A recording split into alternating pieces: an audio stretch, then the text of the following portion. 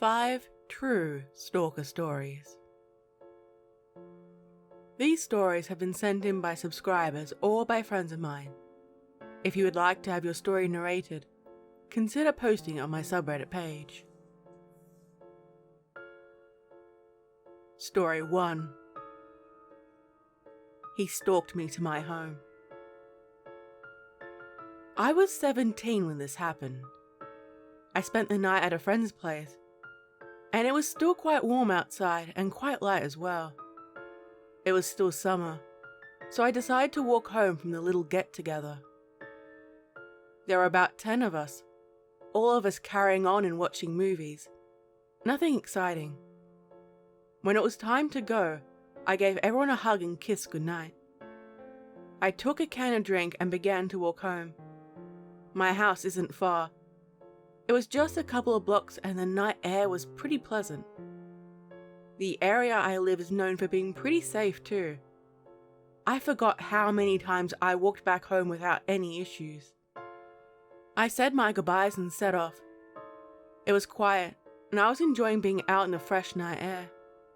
A man walked past me. Most men are pretty considerate and will try to show that they aren't dangerous. I expected to hear his footsteps, but I didn't. I tried to discreetly look over my shoulder at him. He just stood there, watching me. I felt a shiver go down my spine. I didn't recognize him from anywhere. Immediately I wanted to run home, but I did my best to hide my fears. I doubled my speed, trying and failing to look unbothered by the situation. He changed directions and began to follow me. I fiddled around in my pocket for my phone. The short journey seemed longer and I called one of my friends. "Hey, how are you?" I greeted her brightly, trying to be discreet. I didn't think at the time that I should call the police or something. I figured that hearing that I was talking to someone, he might think twice about actually starting something. "Hey, did you leave something here?" my friend asked. "Nah, I just wanted to talk." Thing is, I never want to call and I hate talking on the phone. So, instantly, she was pretty damn suspicious about it. "Are you sure you're okay?" He didn't seem to care. I kept walking and he wouldn't stop following me. The pace of his footsteps increased. I walked faster, and I knew I shouldn't have gone home. I just wanted to be where it was safest. I knocked frantically on the door, hoping for one of my parents to open it. He didn't run towards me. He waited on the path and watched, and I could barely see his face. When I heard the footsteps behind me again, my knocking became more intense. When the door finally opened, I practically leapt inside and my dad gave me a confused look. I pointed outside and said some creep was following me. My dad is a big guy, but he's a total teddy bear. He can be scary though. He opened the door and the guy ran off. Every so often though, when I'm home alone, I'm sure I get a glimpse of him, staring in through one of my windows. Story 2. Freaky next door neighbor. Hi, I really don't like talking about this. I figured being anonymous would help me get some closure. It isn't something my family speak about, and while it isn't the worst story, it's pretty disturbing how something could have happened. My family live in a safe suburban town. At one time, it was one of those small towns where everyone knew each other's name and everyone looked out for each other. I used to think it was incredibly boring and I wished I could be anywhere else. However, there was a boom and it brought a lot of new people to the community. Most of it was good. Our schools got better funding and new restaurants opened up, so that was pretty cool. Our longtime neighbours finally decided to move away and it was sad seeing them go. They were like family to us. I couldn't imagine life in the town without seeing them. But I guess nothing ever stays the same. We often spent time in their pool or playing with their boys. We trusted them and they trusted us. A new family moved in and we welcomed them to the neighborhood. They all seemed friendly when we first met them. It was an older man, his much younger wife, and their son. He was a teenager, but he acted a lot younger. I got the impression he was babied a lot. He was so quiet and didn't really want to hang out. He seemed okay though. Just shy.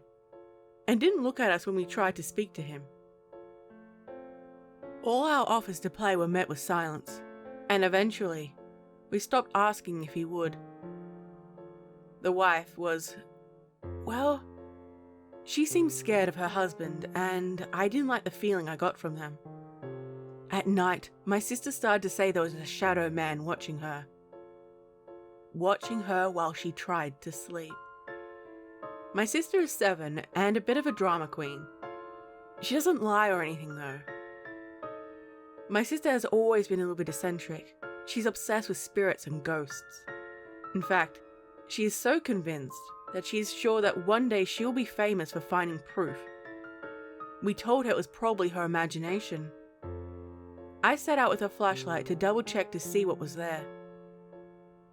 There was no one. My sister settled down for the night, but later there was a lot of rain and mud. Again, she cried and screamed for us. I went into her room and didn't see anything. I went outside to check there as well. And for the first time, I saw prints in the mud going back to our neighbor's house. Right at that moment, I was tempted to walk over and kick the neighbor's ass. But I've always been a weedy kid, and never good at fighting. I went inside and talked to my dad about it. Long story short, after a while we caught him in the act and he was arrested. Well, my dad caught him the next night and beat him up. I never thought my dad had it in him. Later on, we find out he was abusing his wife and son, and this incident finally gave her the courage to leave him. So, I guess something good came out of it. We keep in touch with them, and the last time we saw them, both of them were doing much better and were a lot happier. It was nice to see. So yeah, not the worst thing that could have happened. But I always wonder what would have happened if he had the chance. Story 3. Ice Cream Creep. I live in rural Australia and it gets extremely hot out here. Hot enough for you to cook eggs on the pavement. Anywhere you can go to keep cool is instantly popular. This happened when I was around 8 or 9, many years ago now. This was the time before mobile phones were common and most people didn't have them. The neighborhood kids would all hang out together in a big group. It was a lot of fun, and we all tended to get along with each other. Occasionally there were fights, but nothing serious. As you can imagine, the local fish and chip shop and the ice cream van were both extremely popular. Both places made a killing when it came to ice cream sales. Roger, the old ice cream van guy, retired and settled down. Every now and then we'd ride our bikes over to go see him. Now, Roger sold his business to an outsider, essentially someone from outside of the town. Now, the community was a mixture of white people and the local Aboriginal people. Our local school taught both English and the native language as well. So the communities were fairly mixed. We heard the telltale song of the ice cream van and waited around. We ordered and got ice cream. Absolutely nothing was different from the norm. My friend's sister was 14 and developed early, if you get my drift. When she walked up to the counter, he stared at her breasts and leered for a moment before he asked what she wanted. She looked uncomfortable and we told him off. Kids in my town are known for being kind of on the feral side, so there's that. He said, because she was rude to me, no more ice cream for you all, before he drove away. I'm pretty sure one of the kids threw a rock at his van while he drove away. I think he thought the kids would bully her or try to guilt trip her. The older kids knew what happened and supported her. Unfortunately, the younger kids didn't quite realize what had happened. They blamed her for it. We told her the guy was a creep, so yeah, the kids in the community can be little shits. But we had a way of getting back at him. We all as a collective stopped buying ice cream from the ice cream van and told Roger what had happened. It sucked that his legacy was in the hands of a creep, but we weren't going to support that. So the local fish and chip shop made a killing, and in a roundabout way we killed Roger's old business. The new guy, the outsider, we later heard about how he's trying to break into the girls' toilets at the local school and other creepy behaviors towards young girls. Again, I didn't see any of this, and I just heard it along the grapevine. My friend's sister wasn't spared. He found out where she lived and would frequently follow her home from school. He offered her free ice cream and a chance to come in his truck with him. She always refused. He was arrested and taken away, probably for his own safety because a lot of people were out for blood. So yeah, his house was abandoned and he never came back either. I can't be responsible for what I would do if I ever see that creep again.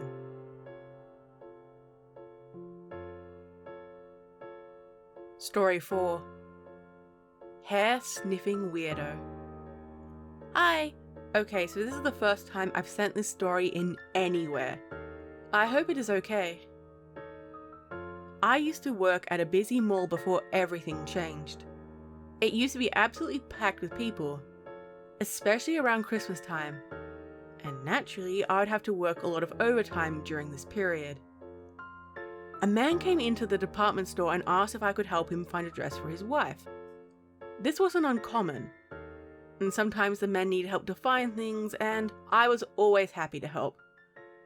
Occasionally though, sometimes men wanted something for themselves, and I wasn't going to judge them for that. I asked him what size she was. Did she have any colour preferences or style that she preferred? It helped to get an understanding of the kinds of things she would like. He told me that he wanted to get her something elegant and that we looked to be of a similar size. I agreed and took him through, pointing out some of our more popular ones, and he didn't look impressed. I kept showing him more. I really value my customer service. And even our more obscure pieces, nothing seemed to catch his eye. Again, he didn't like anything. But after a while, he said to me, "I would like to see you model these for me. It gives me a better look at the shape." I gave him an awkward smile. This wasn't the first time I've been asked to do something like this. I told him I wasn't able to do so, and that I didn't like the idea. I kept trying to draw his attention back to his wife and what her tastes were. He kept trying to reach out to touch my hand or caress me. At one point, he tried to corner me and I had to duck under his arm. I didn't like this at all. I don't mind some playful flirting and some casual conversation, but this is way too much. I made my excuses and talked to my supervisor about it. She wasn't very supportive, unfortunately. The next couple of days, I noticed him hanging around outside, watching me, and occasionally he would wave. I ignored him and pretended to fold some clothes. He came into the store to apologize to me. I told him it was fine, but to leave me alone, that another sales assistant would help him. He leaned in close and ran his fingers through my hair, and gave it a long, slow, creepy sniff. I don't remember what he said.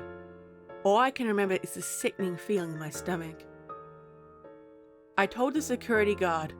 The security guard told him to stop it, and the man was barred from the store. It didn't stop him though. He kept showing up. Every day. Always trying to get my phone number. I hated it. I hated feeling like I was always being watched by someone. I had to have someone go with me to my car, and I never felt safe until I got home. It took him months to stop. And I hope he didn't find someone else to stalk. And I hate to admit this, but if he did, at least it meant he was finally leaving me alone.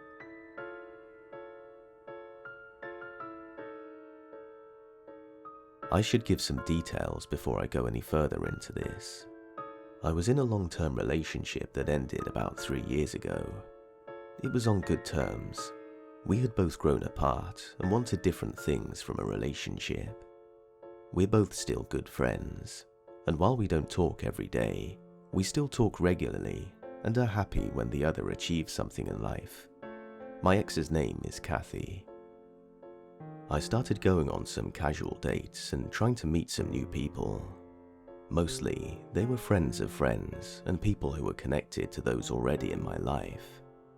I didn't want to get involved in any kind of online dating or Tinder. It just isn't for me. Mark, one of my friends, messaged me the other day and told me that one of his girlfriend's sisters was single and was interested in me. I asked him to link me to her profile and checked her out. Not gonna lie, she was pretty damn cute, and it looked like we had a lot of mutual interests. Her name was Tracy. I messaged her and she was very interested. There were times when I felt like she was a little too enthusiastic to talk to me, but I figured it was excitement. I like it when a woman says what she wants. We set a date to meet for a nice dinner, and texted and called during the lead-up. I didn't get any weird vibes from her during this time. No one warned me about her either. When we met, we went out and had a lot of fun.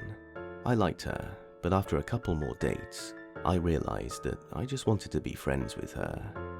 I told her when we went for coffee.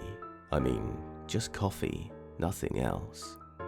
She seemed to take it okay and was happy we would get time to talk to each other.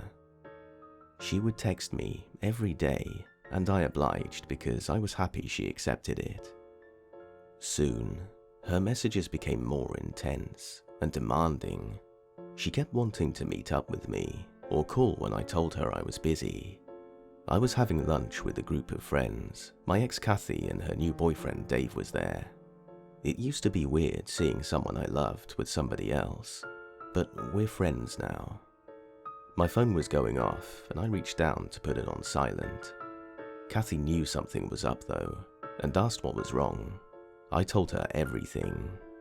She frowned and told me to be careful. I posed with my friends for a couple of pictures that were posted on Instagram. Near enough, as soon as they were posted, her messages became angrier and more hostile, flipping between confessing her undying love for me, threatening to hurt herself, telling me how much of a terrible person I am, and wanting to talk this over. I started seeing her at work. She would show up randomly when I was out somewhere. I didn't realize it at first, but I stopped going out as much. Every time I tried to stop her from doing something crazy, she would only get worse and worse. I didn't notice it at first, but she started showing up at my house at all hours of the day or night. She would only drive past or try to look at me through the windows. Eventually, under incidents from my family and friends, I made a police report. Then I started getting calls and emails from unknown numbers. I blocked her on everything. Then she started stalking Kathy. Kathy, though, didn't tolerate it for a minute. So yeah, that's my stalker story. I hope you enjoy these stories. Again, if you're interested in having yours narrated, consider posting it on my subreddit page. Did you like my guest? Deadly Cure is an amazing narrator. Please check him out and subscribe if you enjoyed his contribution. This video is made with the support of my Patreons and channel members. Don't forget to check out my merch store if you haven't already. Stay safe, my little spooklings. And remember, I'll be watching you.